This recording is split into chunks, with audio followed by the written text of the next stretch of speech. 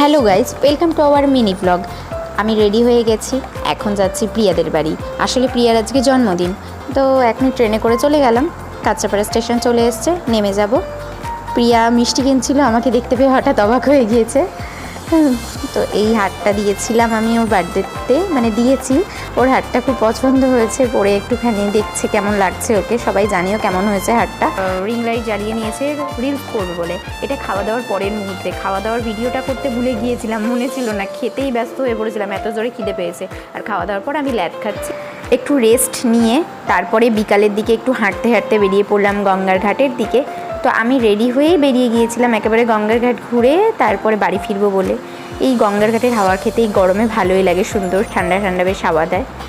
এরকম এই যে এইখানে এই গঙ্গার ঘাটটা, এখানে রানী রাসমণির মন্দিরও আছে, সামনেই ফুচকার পাড়া। ফুচকা খেয়ে দিয়ে বাড়ি যাবো একেবারে। এরকম মিনি ব্লগ যদি তোমাদের ভালো লাগে চ্যানেলটা সাবস্ক্রাইব